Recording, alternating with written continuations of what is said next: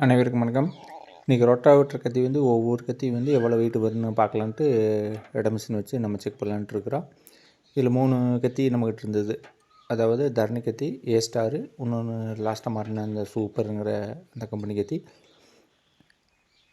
கத்தி மாற்ற வரவங்க வந்து ஒவ்வொரு டைம் வந்து எந்த கம்பெனி இருக்கோ அந்த கம்பெனி கத்தி கொண்டாந்து கொடுத்தாங்க. இப்போ வந்து நம்ம 36 கத்தி மாற்றும்போது நம்ம வந்து ஒரு ஸ்பேர் வந்து ஒரு செட்டு கத்தி வந்து நம்ம வாங்கிக்கிறோம். அப்போது வாங்கும்போது ஓரக்கல் கத்தி திருப்பி தேயும்போது திருப்பி போடும்போது ஈஸியாக இருக்குன்னு தான் நம்ம ஒரு 6 கத்தி ஸ்பேர் வாங்கும்போது இந்த மாதிரி கத்தி வந்து 1, 2 மிச்சமாகுது வச்சுருந்தோம்.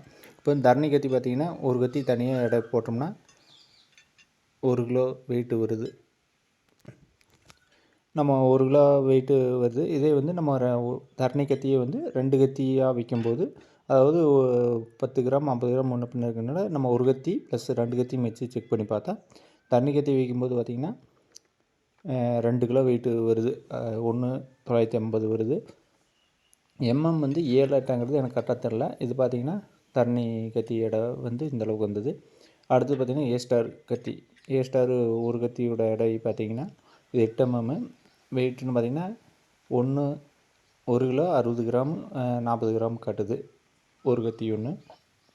இதே 2 கத்தியாக வைக்கும்போது ஏ ஸ்டார் கத்தி 2 கத்தி வைக்கும்போது பார்த்திங்கன்னா டோட்டலாக ஒரு 2100 கிராம் 2200 அந்த மாதிரி வருது. இது வந்து 8 mm கத்தி. அதனால் வந்து எடை வந்து ஒரு 100 கிராம் முன்ன பின்ன இருக்குது தரணிக்குமே இதுக்குமே. இதுக்கு சூப்பருங்கிற கத்தி வந்து இப்போ லாஸ்ட்டாக மாட்டின கத்தி. அது வந்து ஒரு கத்தி பார்த்திங்கன்னா அதுவும் வந்து 1 கிலோ 100 கிராம் பக்கம் வருது. இது எந்தளவுக்கு ஓடு அப்படிங்கிறது நம்ம இன்னும் தெரில. இது இப்போ தான் ஃபஸ்ட் டைம் மாட்டிக்கிறோம். இது 2 கத்தி மாட்டும்போது 150 160 பக்கம் வருது. எடை வந்து இந்த மாதிரி வந்து முன்ன பின்ன ஒரு 100 கிராம் கம்பெனி பொறுத்து மாறுது. விலையும் வந்து அதே தகுந்த மாதிரி தான் மாறுது. 135 140 150 60ங்கிற மாதிரி ஒவ்வொரு கம்பெனியும் வந்து கத்தி வந்து விலை வந்து மாறுபடுது. தேய்மானம் அதுக்கு தகுந்த மாதிரி தான். நம்ம கல்லுக்காடு ஓட்டும்போது தேய்மானம் கொஞ்சம் அதிகமாக தான் இருக்குது. ஈரக்காடு கட்டை ஓட்டும்போது தேய்மானம் கொஞ்சம் குறைவாக தான் இருக்குது.